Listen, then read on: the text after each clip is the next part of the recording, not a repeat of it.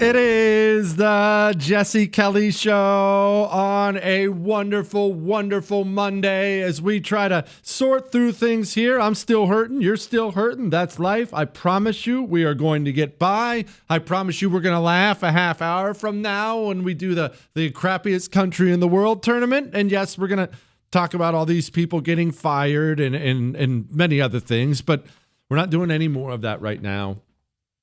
Probably now more than ever, we need a Medal of Honor Monday. Every Monday at this time, we find an American hero who earned a Medal of Honor, and we honor them. We read their name, and we read their deeds, and we talk about heroism and fighting for the country and fighting for your fellow man. And it is really, really, really important now that we carry that message. I'm going to really stress this, because people, when they are afraid, and a lot of people are afraid, maybe you are afraid, they need someone who is courageous and bold. They will follow that person. Cowardice is courageous. Cowardice is courageous. Cowardice is contagious, and so is courage. Speak to your children about these men and their deeds. Speak to your office about it. Your church, this is not political. You can get away with this anywhere. The fire department, police department. Speak about these things. Learn about heroism and what people have done. Now is a time for people of courage to rise up. I got this email. Remember, we take email suggestions that they're welcome. There's a long backlog because this thing's gotten pretty popular, but email us. Jesse@jessekellyshow.com. Hey, Jesse, I'm a 7th grader at a school in Minnesota. That was last year, though. He's an 8th grader now. I would like you to read the Medal of Honor citation and play taps for Robert E. Fleming, who served in World War II and graduated from this school. And then he says, thanks, Kid Gloves Menu Nerd Baldy. Not very nice. Either way, Richard Eugene Fleming was born in St. Paul, Minnesota in 1917, United States Marine Corps Reserve. And what I'm about to read for you here took place in Midway. I want to remind you, I know this is basic, but a lot of people don't know basics. People wake up in their own time, that the Japanese, they didn't just beat us at Pearl Harbor. They thumped us in the Philippines. They were thumping everybody, the Brits, everybody. They were expanding rapidly, and they were on their way to Hawaii. Wrap your mind around that. The Japanese were coming to Hawaii, not for another Pearl Harbor bombing. They were coming to take it. We can't even wrap our minds around that now, but they were coming to take the Hawaiian Islands. And part of their plan was to ambush us at Midway. Well, take out Midway Island. And we, through our intelligence service, we were essentially reading their mail. We pieced together enough information and figured out, wait a minute, there's a large force going to attack Midway, to ambush Midway. What if we ambush them? And so we assembled all these ships, all these aircraft carriers. But I want you to keep in mind, attacking ships in a plane is a very, very dangerous affair. Not only are they shooting at you, the ship itself, other planes are shooting at you. There are endless mechanical failures. It is something that can end up fatally. The pilots of World War II, all of them, but especially the Pacific pilots, should deserve your unending respect. It was a dangerous, dangerous job, and many of them didn't make it home. And our success at Midway, when we thumped the Japanese at Midway, it stopped that expansion. They never expanded again. From then on, we started to push back the tide. So, without further ado, Richard Eugene Fleming, United States Marine Corps. Ready, aim, fire. Honoring those who went above and beyond. It's Medal of Honor Monday.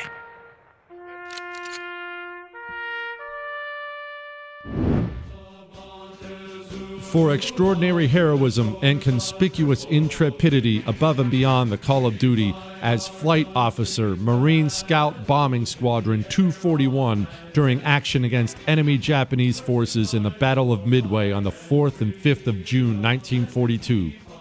When his squadron commander was shot down during the initial attack upon an enemy aircraft carrier, Captain Fleming led the remainder of the division with such fearless determination that he dived his own plane to the perilously low altitude of 400 feet before releasing his bomb. Although his craft was riddled by 179 hits in the blistering hail of fire that burst upon him from Japanese fighter guns and anti-aircraft batteries, he pulled out with only 2 minor wounds inflicted upon himself. On the night of 4th of June, when the squadron commander lost his way and became separated from the others, Captain Fleming brought his own plane in for a safe landing at its base despite hazardous weather conditions and total darkness. The following day, after less than 4 hours of sleep, he led the 2nd Division of his squadron in a coordinated glide bombing and dive bombing assault upon a Japanese battleship. Undeterred by a fateful approach glide during which his ship was struck and set afire, he grimly pressed home his attack to an altitude of 500 feet, released his bomb to score a near miss on the stern of his target, then crashed to the sea in flames. His dauntless perseverance and unyielding devotion to duty were in keeping with the highest traditions of the U.S. Naval Service. Plane in flames, ready to blow up, or even worse, burn to death. And he continued on so he could drop his bomb and try to land one last shot. Captain Fleming.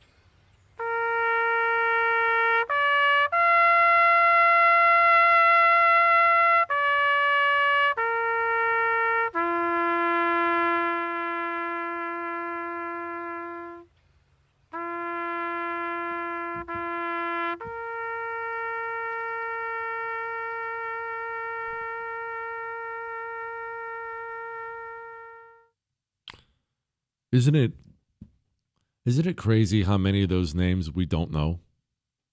You don't know, and I don't know.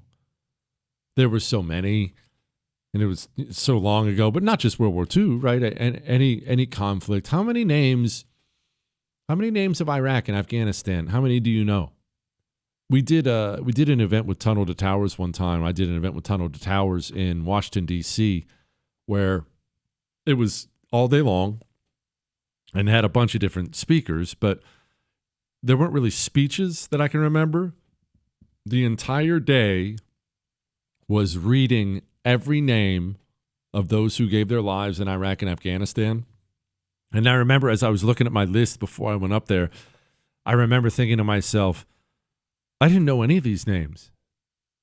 People who gave their lives for this country, and I don't know their names. And it's really, really, really important that we talk about these people, that we honor their sacrifice and talk about them. That is part of how we are going to form a new generation, a better generation, better one than we are. That's the idea, right? That's the goal. And I'll tell you, I see a lot of the elements there from what I see in young people today. I see an opportunity for the next generation to be so much better than us, certainly better than me, but so much better than we are, and bolder and more willing to engage. We just have to keep bringing up these names. I love doing it, man. I'm telling you, I love doing it. It's become an obsession. Now on the weekends, I'll find myself scrolling through them, thinking about Monday, of course, but scrolling through them. And as you're scrolling through them, I didn't know that. Oh, I didn't know that guy. I didn't know that name. I didn't know. It's wild. Anyway, I'm going to talk about a painful realization that may be new to you, something I've kind of been aware of for some time, but everyone wakes up in their own time. A painful realization about who you share a country with that is shocking a lot of people. We're going to talk about that in a moment.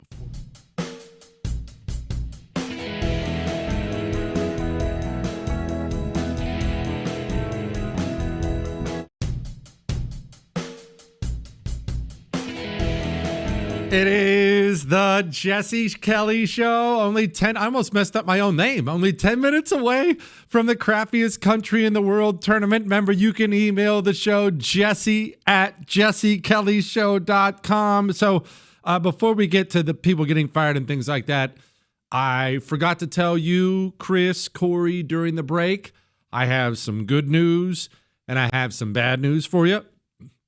You know how I told you we all got together on Saturday night and everybody had to prepare a dish? Good news is I smoked a brisket for 21 hours. It was perfection. I brought it to the party. It's better than you can imagine. Bad news is they finished it all, so there's none left to bring you guys. Sorry. What? I said it was good news and bad news. I'm sorry, but wait. There's more. There's more. Her contribution was her homemade oatmeal cream pies. Obviously, they were a huge hit. And she made so many this time that we do have a bunch left over. And she just texted me during the break, you need to bring some leftovers for Chris and Corey tomorrow. But bad news is I already told her no. So, look, it's a yin and yang thing. Everything can't be perfect, all right? Just, I want you to know the brisket that you didn't get to have any of was so good. So that's not very nice, Chris. It was just juicy. And I mean, I guess I shouldn't try to put it into words because you really had to be there. Otherwise, you wouldn't know. Sorry, you guys don't get to find out about that. Anyway, I'm sorry you are finding out that we have monsters all over our country. I get all these emails. Jesse, I want a national divorce. I want it now. We cannot live together. Jesse, I think it's a good thing teachers, nurses, and members of the military are getting fired for celebrating Charlie's assassination. But these people aren't going anywhere. They still live in our communities. They still believe that. Firing them doesn't feel like it's going to do anything, just make them more angry. Again, I fully support it. What happens next? And so, look, I know you've seen the headlines, and I know that from when I've heard from people, from talking to people, the Democrat response is as heartbreaking as the assassination itself. People are mortified, not just at the assassination, but Democrats everywhere. Headline, professors defend Charlie Kirk assassination on Blue Sky. It's a social media platform. UCLA places race and equity director who celebrated Charlie Kirk assassination on leave. FEMA employee fired. Military colonel suspended. Headline, at least a dozen faculty and staff have faced fallout over, they called it, insensitive comments.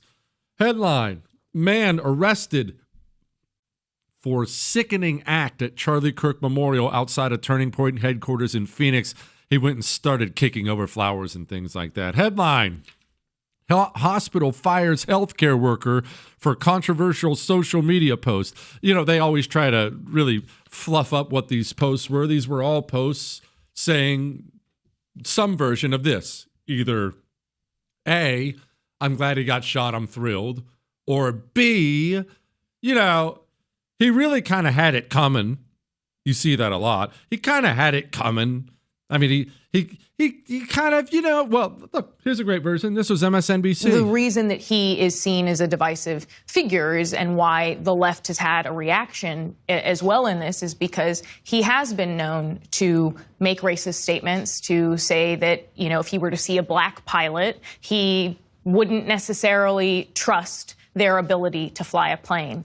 He has also said that it was a mistake to pass the Civil Rights Act and has definitely... He had it coming, you see. It's been everywhere. The responses from Democrats have ranged to outright celebration, to, well, maybe not celebrating, but he kind of deserved it, to, oh, I mean, it's kind of good that he's gone. I don't love that it happened, but it's good that he's gone. You've seen it. And it's not one or two. It's the Democrat in your life. You know one. The emails have filled the inbox with, Jesse, I cannot believe what my sister just said. Jesse, that was a member of my church group. Jesse, I can't believe. Jesse, you have told me your personal stories of the Democrat in your life, either cheering for it or being kind of okay with it or justifying it, kind of had it coming.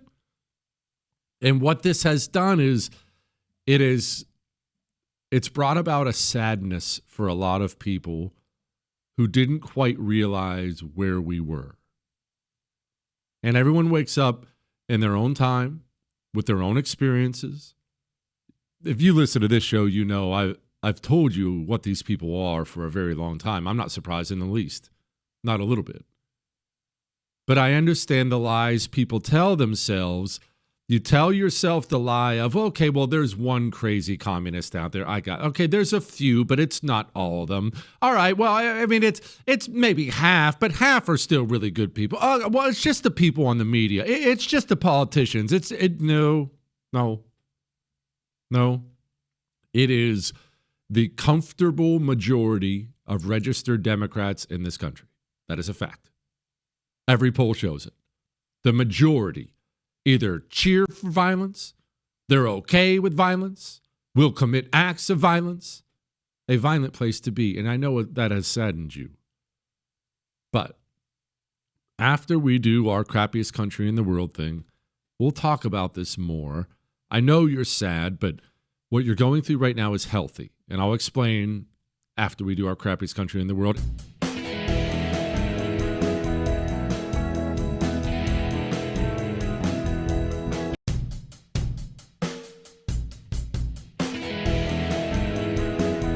It is the Jesse Kelly Show on a Monday. It has already been quite a Monday as we still sift through all the rubble here and talking about this and that. We already did Medal of Honor Monday a half hour ago, but it's time to take a break on the heaviness and take a break on the emails. And since we need a break because we have something critically important to do, the Tournament of Tournaments.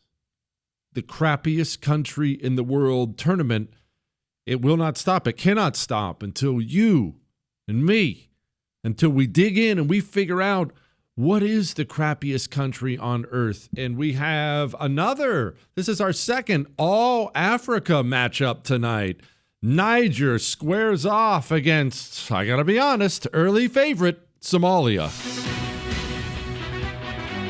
It's the 2025 crappiest country in the world competition. Tonight's matchup is between Somalia and Niger. Brought to you by Alphabet Plungers. Use both ends.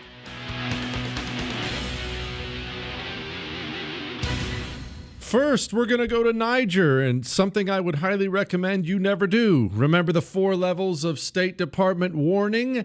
Niger comes in at a level 3, but actually that's not entirely fair because regions of Niger are level 4, meaning don't travel there for any reason. You will die. No one's coming to rescue you. Now that begs the question, of course, which regions? Oh, I'm glad you asked.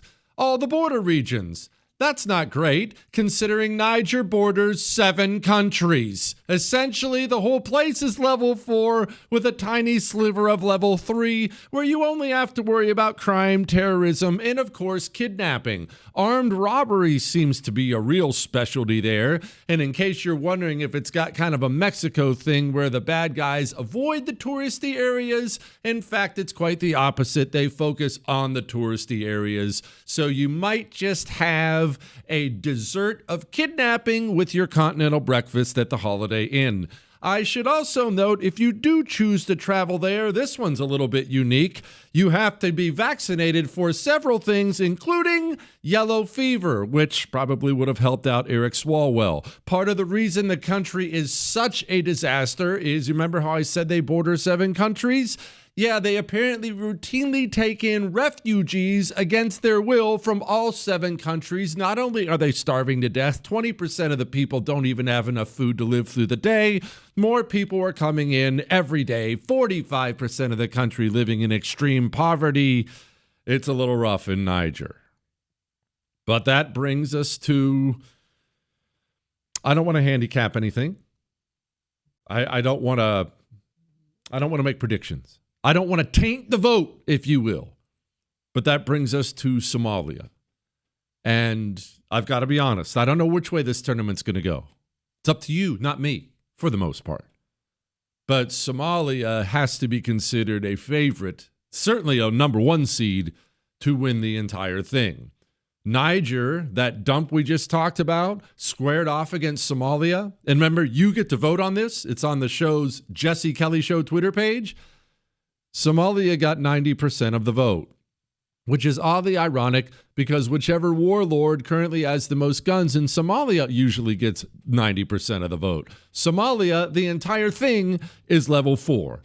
You know, run-of-the-mill crimes we've gotten used to by now. Crime, terrorism, kidnapping. By the way, terrorism is a little bit deeper and more embedded in Somalia. We're talking car bombs, suicide vests. Don't think just because it seems peaceful it is.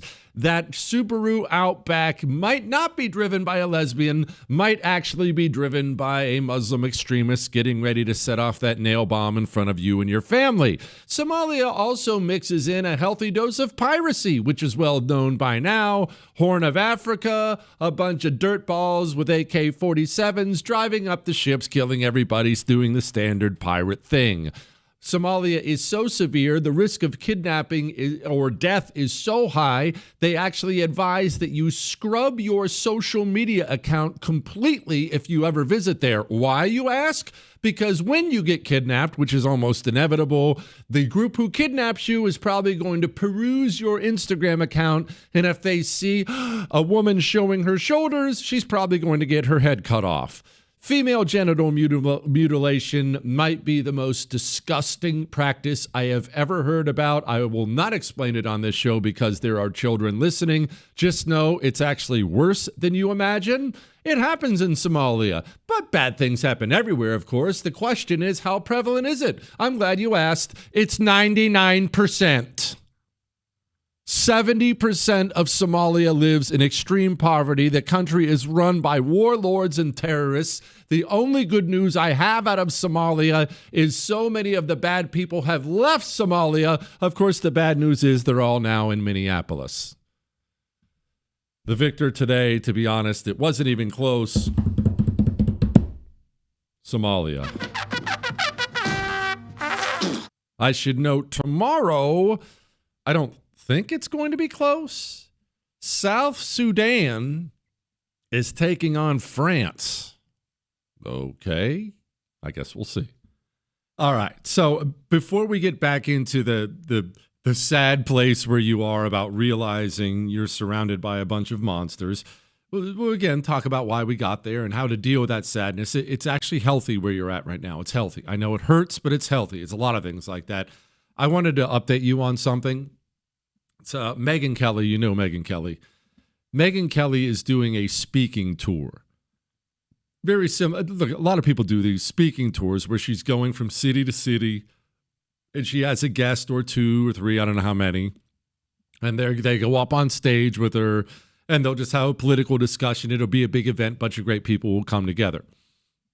On October 23rd, she's doing one in the Houston area. From what I understand, unless something's changed, Donald Trump Jr. is her featured guest, which I like Don. I like him a lot. We get along. I'm going to be there too as a speaker. And I know that word has already gotten out about that, and people are worried. I get a lot of emails of I'm worried because keep your head down, be safe, or I've gotten a bunch of don't do it. We can't afford to lose you too. I want you to come. If you can, if it's feasible. I know not everyone's around Houston. Most people are not. Or if you are, maybe it's expensive. Or maybe you want to come in from out of town. It's too expensive. I get all those things, but no, we do not hide at home. We do not shy away just because there are people who want to kill us. Now is the time to go to more events than you ever have before. And I know that we are in an elevated threat environment. I know. Bomb planted under Fox News vehicle. The suspects are nabbed in Salt Lake City. A Fox News vehicle was there covering the murder, Charlie Kirk's assassination. A couple dudes tried to blow it up. We are in an elevated threat environment. And there will be more casualties. I want you to know that. I know that. There will be more. Demons are not tired, and they're not giving up. There will be more. We have to stand up louder and larger than we ever have before. Our greatest weapon right now is courage. If you are considering political events, go. Take your children. I know that can be intimidating. Go. If it's not this March or October 23rd thing for Megyn Kelly, go to something else. Doesn't have to be with me, for me. Go. Be bold. Show them we are unafraid. All right? And I do hope we are going to be able to pull off this Utah thing I'm in wanting to do. I don't know if it's going to work logistically. I'm trying, but we'll see. Anyway, we're going to go back to talking about the people surrounding us next.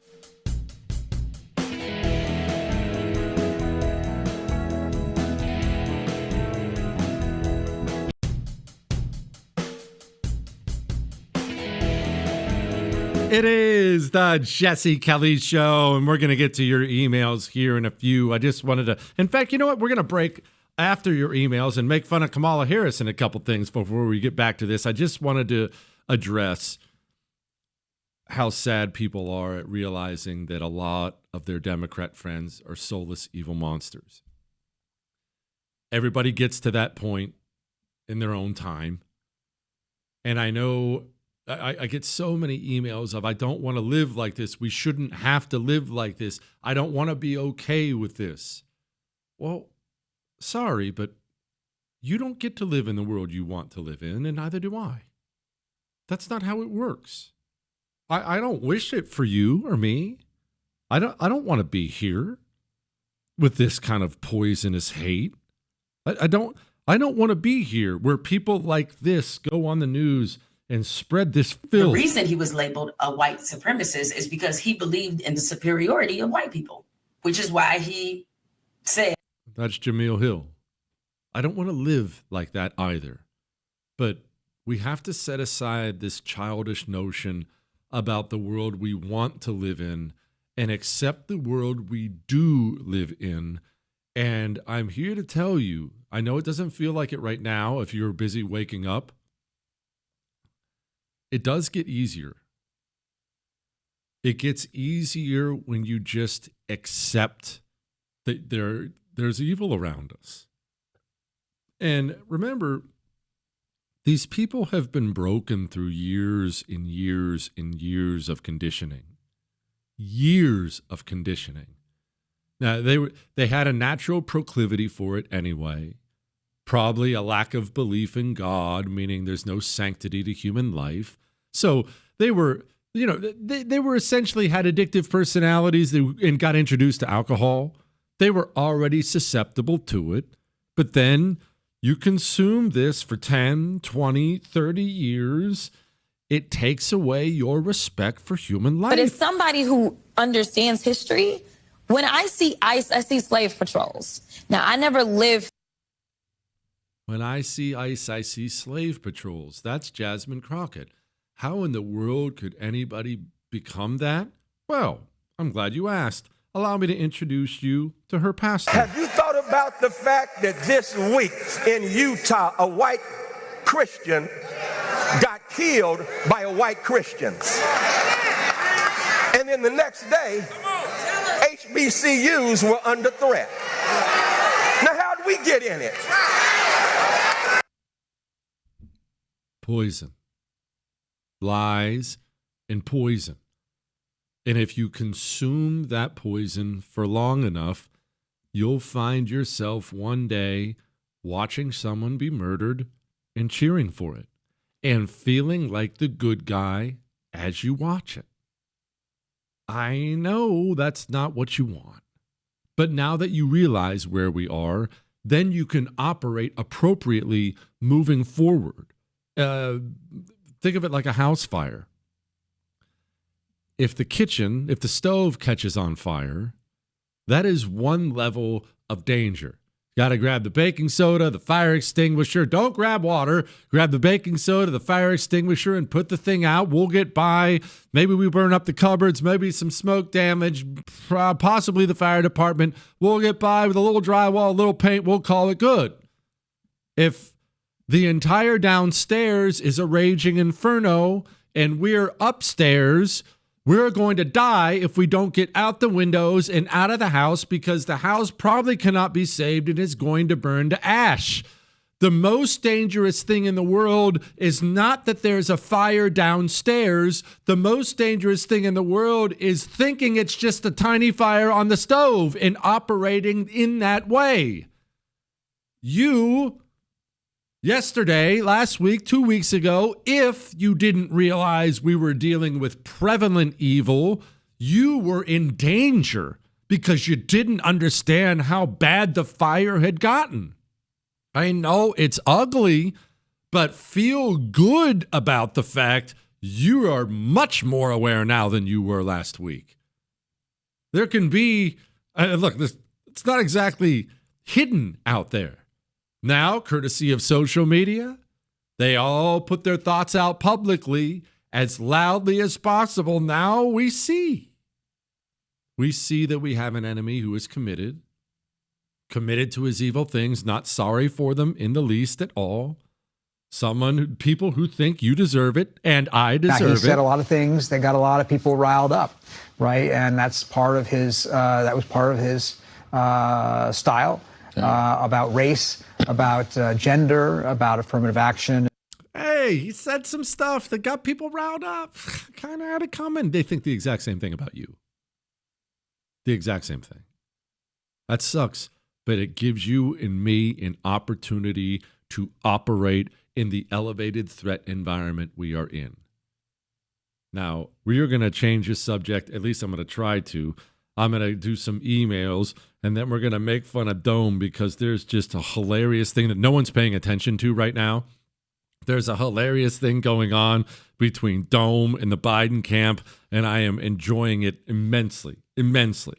I will just say, it's just a little preview for it. There are a million reasons you don't hire a communist. You don't make a DEI hire. There are a bunch of very good reasons you don't do it. But maybe the best reason is they're never going to be grateful for it. I hope you don't think you're going to bring in that filthy communist and you're going to get some level of grace or gratitude. That's not how they operate at all. At all. One guy wrote in and he said, what did he say? 2016, his buddy lost his job, got kicked out of his house, and he let the guy come stay with him in his house. Later on that year, his buddy refused to talk to him because he wouldn't get vaccinated or something along that. Because it wasn't vaccinated. It was something else in 16. Voted for Obama or didn't vote for Obama. It was something. I forget what it was, but purged him out of his life. You're not dealing with people who have the ability to have gratitude. That's what part of what makes them communists. One of the best ways to inoculate your children, as I've told you many times before, is simply teach them gratitude. Be grateful. I ask my kids as often as possible. In fact, I need to do that again tonight. What are you grateful for? An attitude of gratitude is one of the greatest vaccinations against communism. They don't have it. Dome gives us a great example. Next, after emails. Hang on.